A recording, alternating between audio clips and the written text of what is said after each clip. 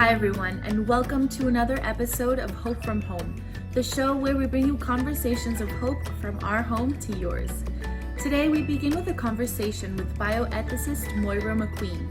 She speaks with Noel Okel about the ethical issues that we have to consider while living through this crisis. Then Emily Callan speaks with Francesca and James Rodriguez, who chose to go ahead with their wedding despite the physical distancing and large group gathering restrictions. At the end of the program, Deacon Pedro speaks with Mark Matthews, who shares some technology and digital trends he's been noticing during this time of physical distancing. And of course, they'll all tell us where they're finding hope from our home to yours.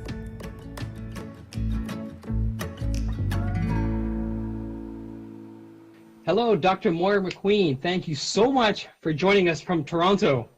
Well, I'm delighted. Thank you, Noel, for inviting me. Listen, as the Executive Director for the Canadian Catholic Bioethics Institute, I'd love to chat with you really quickly about some of the ethical issues that this pandemic could possibly present to us here in Canada. You may recall that there was some fear, a few weeks back that medical staff would have to play God in a sense that they'd have to choose who lives and who dies by essentially choosing who gets use of a respirator. Now, thankfully, that hasn't been the case, but maybe you can explain for us some of the ethical issues that Canada will have to grapple with in the near future. Yeah, that's a good point, and so far it's really good to be able to say that some of the things we envisaged haven't happened. So far that's a blessing, but we still don't know. We really don't. We were very concerned about the whole question of who would receive treatment, and so from our institute we did send out a reminder about Catholic teaching that says that everything depends on the condition of the person, that it isn't always necessary to treat, depending again on the condition of the person. We were very concerned about some guidelines that we had seen from Italy, where it talked about age as a factor, but we know that age on its own is not the only factor, shouldn't be the only factor. You can have very healthy 80-year-olds and very unhealthy 30-year-olds. So everything would have depended on the underlying condition of the person. And more importantly, Noel, the doctor's recommendations about whether treatment would be successful or not, because that's usually what we use in any situation and even in a pandemic. So the surge hasn't happened. So I think those sorts of decisions haven't really had to be made here. In Italy and other countries, I think they've had a really tough time working that out. It's a terrible situation, sometimes pretty desperate. So that would be the worst case scenario I think we had thought of. We also are very concerned, as everybody is, about long-term care homes. And the figures have been shocking and very saddening as well to see the death toll in our long-term care homes, and very often again elderly people who are already vulnerable simply by being elderly and in those homes. You're usually in a long-term care home if there's something already wrong. We have been talking at CCBI for a long time about the care of the elderly, not just palliative care, which was very, very important still, of course, but that underlying care for the elderly. And Dr. Bridget Campion, one of my colleagues, has written a few articles about that, the need for monitoring long-term care homes for the conditions to be improved. We've all become very much more aware of that in the past few weeks, sadly, again, because of what's happened. But I hope it serves as a wake-up call for Canadians in general. I think it will, because now we're so much more aware of what's going on, the need for more monitoring, obviously the need for more money. And incidentally, Noel, I think it's very important that we look again at compensation for the healthcare workers in long-term care homes. They are not paid that well compared with other services in our healthcare. They do amazing work, and I think, again, it's been noted over the years that they're not really recompensed to the same extent that they should be, and this in turn, with this going on, might draw some attention to that. It's a social concern, it's an ethical concern as well. Mm-hmm. Those are all very good points. Do you mind if I just change the line of questioning a little bit? No. I'm always interested in hearing your perspectives. What ways do you think that the Catholic Church will be changed by this pandemic? Oh, I think it's been interesting to see what's been happening. Uh-huh. And I know at many levels, we're all finding it very strange. We're all finding it very strange. And I think it's very difficult for the priests, it must be, preaching to an empty church, but talking to us at the same time. The benefits of technology have really shown themselves because it's been amazing how many masses and services we've all been able to watch and participate in to a large extent. Mm-hmm. I think that's wonderful. I think probably most of us will never take our church for granted again. I think most of us, if we did before, and I don't know that we did, but churches, for most of us, for practicing Catholics, is very much part of who we are. It's part of our normal weekday or weekend. It was always so easy in the past. It was always so easy, right? Yeah, and you just go, you counted on it. It was there. It was the rock, And now the whole question of not having the sacraments is another aspect that's really been different. The act of spiritual communion, it brought some other points to mind for me, for divorced and remarried Catholics, that's the situation that many of them are facing all of the time. And perhaps that will make our approach to that particular situation change a little bit now that the rest of us so-called regular attending Catholics now know what it's like to not be able to receive communion as often as we would like. And again, I think perhaps, speaking for myself, I think it's true. I probably did take it for granted because it's just so part of who we are. But now I think that will really change. So perhaps we'll have a kind of revolution or sort of renaissance of attendance, etc., in terms of being a lot more grateful for our church and the sacraments. I know. I'm guilty of that too, to be honest with you. I've always took for granted, hey, if I miss the 9 o'clock, I can go to 12 o'clock. If I miss 12 o'clock, I can go to the 5 o'clock, no problem. Sure. But now, let me ask you this question. What are there any inspiring stories of hope that you're hearing out there that you could possibly share with us?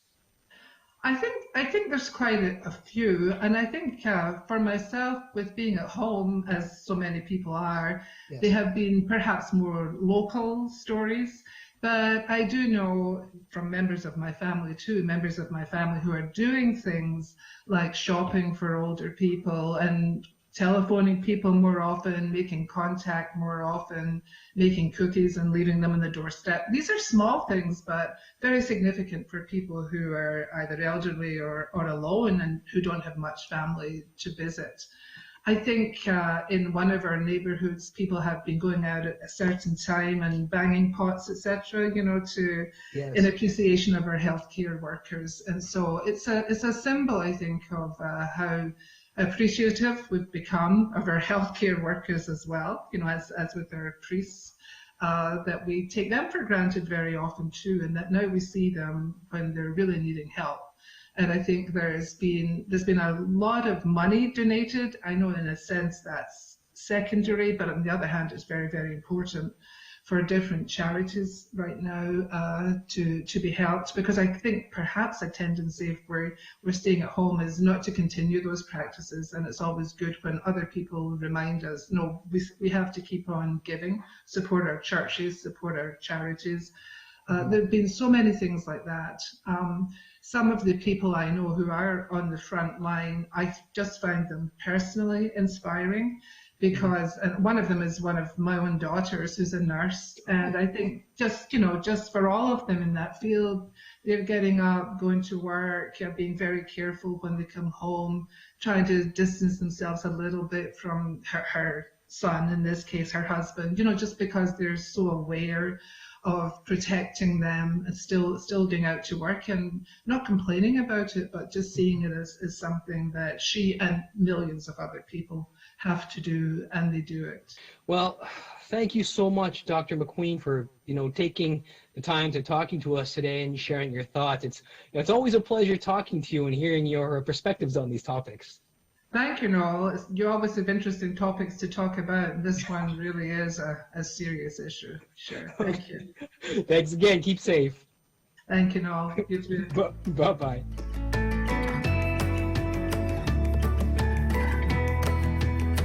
Francesca and James, thank you so much for taking the time to speaking to me today. Thanks for having us. Yeah, thank you for having us, Emily. Now, COVID-19 hit us and churches were being closed. People were being asked to stay home. You were planning a wedding. What was going through your heads when this was happening? Well, we were preparing to get married on March 21st. And I'm a teacher, so I was on spring break the week before, and James had taken the time off. And it was the Monday before our wedding where things started to really be restricted, and we started to realize that it would not be the wedding that we had originally planned. We had to limit our ceremony to 50 people or less, and we had to cancel our reception. And so throughout the week leading up to our wedding, there were multiple things that happened each day that kind of just began to strip away what we had originally organized for that day. Mm-hmm. What about you, James? what were you feeling? Until the Sunday before the wedding, the rules in BC were 250 people max. But once Ontario put the 50-person max limit on gatherings, I had a feeling BC was going to follow suit soon. And enough on Monday, that's when they said it would be 50 people. So we knew the reception I knew the reception had to be canceled right away. Mm-hmm. And we were actually together on Monday when the announcement was made. So we had to make a few big decisions on the Monday. Yeah. And and then, so we also knew that we had to limit the number of people in the church to 50. And so, we had to start making calls and telling everyone who we had invited to the ceremony and the reception that there was no reception, or please do not come to the ceremony because it's only going to be family. Mm-hmm. Now, how did you end up making that decision of actually moving ahead with the wedding? Because some couples have been postponing until a later date when they can have kind of the big wedding that they originally planned. We knew all along we wanted to get married. I was talking to her actually after the wedding, and there was not a single instance during the week where we thought we had to postpone it. And it was tough though, because first of all, we didn't have the reception we wanted to celebrate with family and friends. Then during the week, we realized that her brother and my sister couldn't actually make it to the ceremony. So there was something or the other that was coming up in the way, but we both prayed individually and together. And I think on the Thursday, we talked about it, and I felt that God was still telling us, you know what, move ahead, go ahead with your wedding, because everything else is not important. It's just you, me, and her that are important. And so I had no doubts that I still wanted to get married. It looked very different. Mm-hmm. Yeah, it was, there was I think, peace in our hearts about going forward.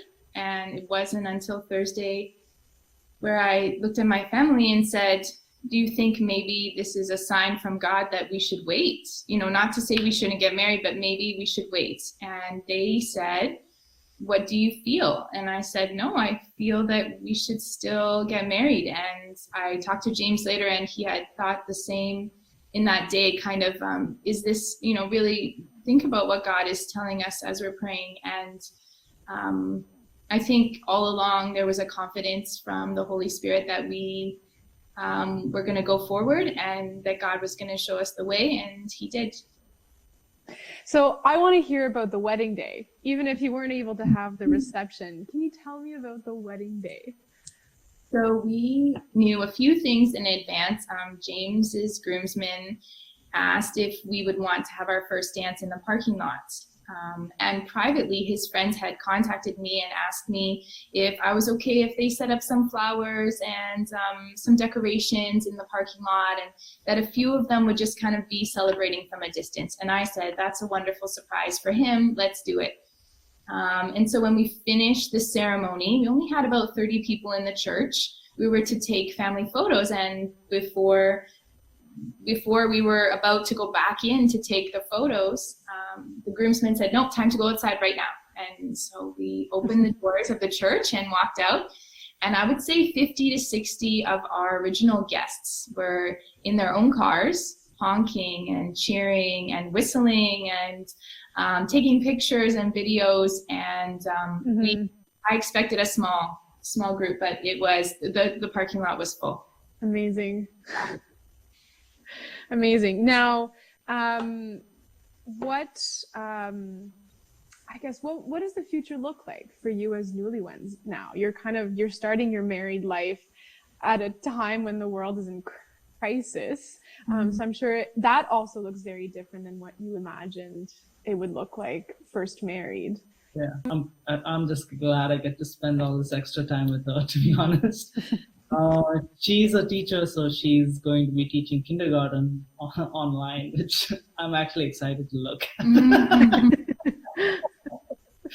It's definitely a special time. I can't imagine not being married at this moment, to have to pause the wedding and to have to live through this very odd time alone. I think that's a real gift that God has given us each other, and that we were able to go forward so that we can navigate through whatever this is together and support our families the best that we can.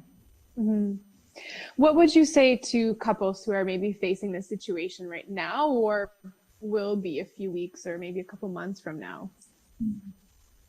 I would say that even though it is extremely disappointing and at moments very devastating after all of the planning and money, organization, and even dreams and hopes of what the day would be like, it will get better.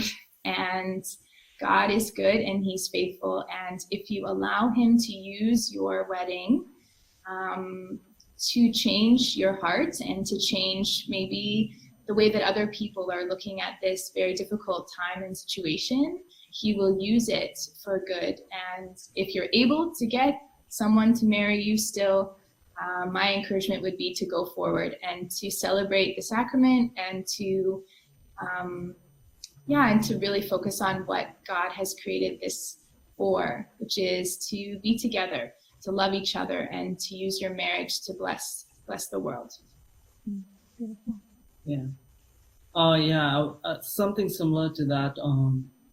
Basically, throughout this past couple of weeks, I've been getting messages from couples. Actually, I know a few who are one has postponed, and one is still planning to get married in April, end of April. And I just told them that it's important. There's one thing important. It's her, your wife, you, and God. Like, that's it. We didn't have the reception we wanted. We were disappointed, obviously, but I personally feel that our wedding day was so much more special than I would ever have anticipated, ever have planned. I think God used this COVID-19 to, like she said, change how we looked at marriage, because as much as we want to think of marriage as it was just God, her, and me, all the small planning for the reception and everything takes over.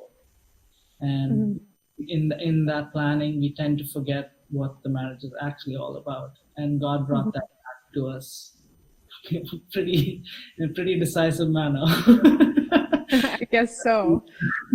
So like she said, I would say go ahead, pray and see what God wants for you. But if God is calling you to be ready and be willing to give up all this, the side things that are not actually essential to the marriage. Thank you to you both, and for the hope that you bring us. I definitely see the joy as well in your faces and in the words that you're speaking. So thanks for sharing that with us today, and I wish you all the best in your marriage. Oh, you're welcome, Emily. Thank you for having us. It's been wonderful chatting with you. Thank you.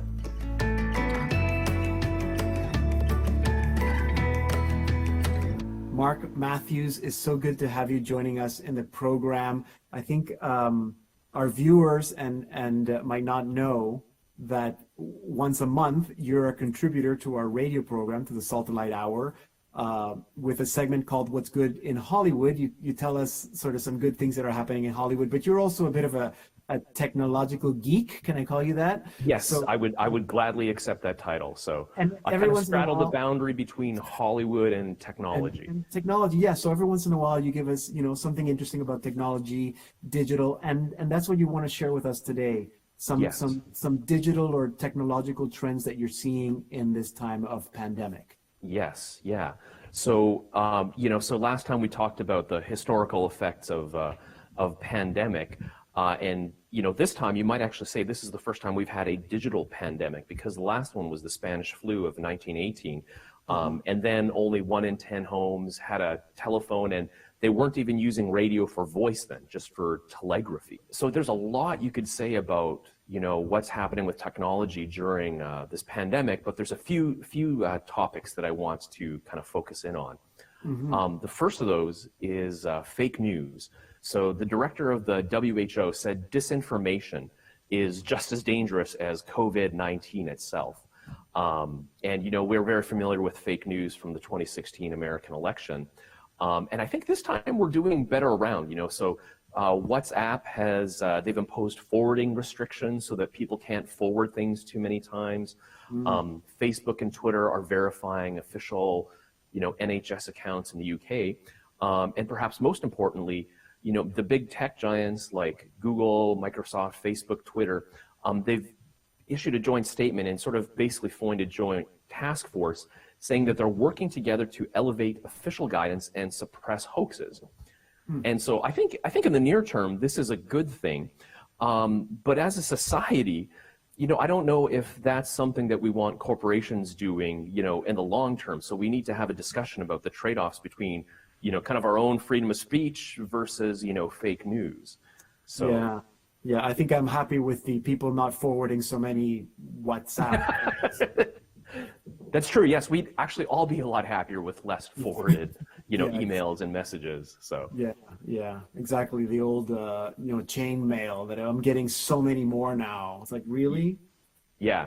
It's like, no, I don't need your, quack cure for, COVID-19. Or prayers. Like, I know they're well-intentioned and we want to nourish and support each other spiritually, but really, I don't need 50 prayers being forwarded every day. Yeah. Anyway. I would agree. So one of the other maybe trends that's interesting looking at is isolation and maybe anti-isolation. And so, up until this point, you'd see headlines like, oh, Facebook is increasing depression rates, and, sort of the teenager was always glued to their cell phone. But now, everyone's doing everything virtually. I've received 100 invitations for virtual performances, stand-up comedy courses, discussion groups. And so things like Zoom, Skype, and even Google Hangouts, which we're using today, are enabling this. And so I'm really curious. I'm curious what's going to happen afterwards.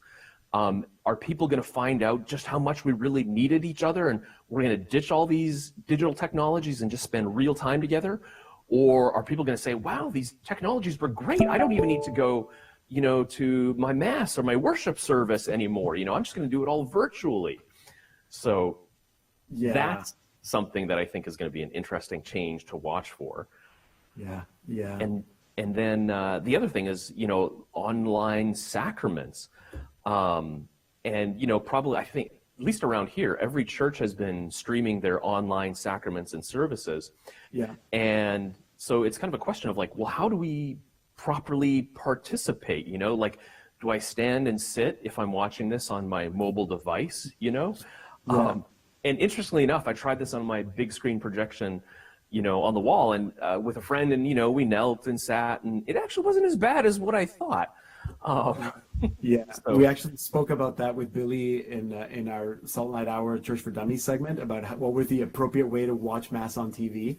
And then, yeah, there is it's a developing thing. Hopefully this is temporary and we won't really ever need to answer that question. No. But yeah, and I mean, I think certainly not so much for Catholics because, we're very big on the incarnation, but I think, perhaps Protestant services, this might become a more popular thing. But I'm very much a big fan of in-body interaction whenever possible. And so hopefully, we'll spend more time with each other, in person. But for people like me, I'm a technologist myself, I think it's also a call to say, hey, we should try to make our technologies as sort of in-body-like as possible.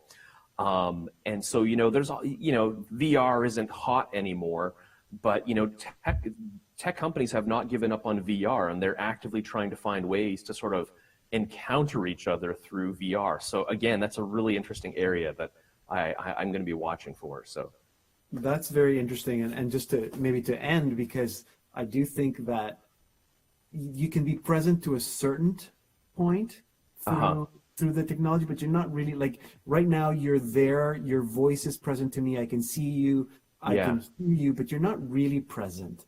What? Are you saying I'm not real? No, you are. Well, you're real, but you're not here. I mean, I can't reach out and give you a know. big hug, which is what I want to do. Anyway, it's very different. And I think sometimes we mistakenly think we're fully there, but, we're lacking a lot. Yeah, we are, which is why I think the church there's some wisdom there to say that the sacraments have to be in person. You have to be present for those sacraments. We're not going to be hearing virtual confessions anytime soon. No, we're not. We're not. Probably ever. Thank you. These are good points, things to look for, things to be careful with, but also something to come back to. I do hope that we're going to take all the good things that we're learning about technology and get rid of all the things that we don't need. Thank you, Mark. Thank you. Hope you have a continued blessed Easter season. Thank you. Yes, and I'm going to try to put clothes on more often, the rest of this time in isolation. Let's go to your home office. There you go.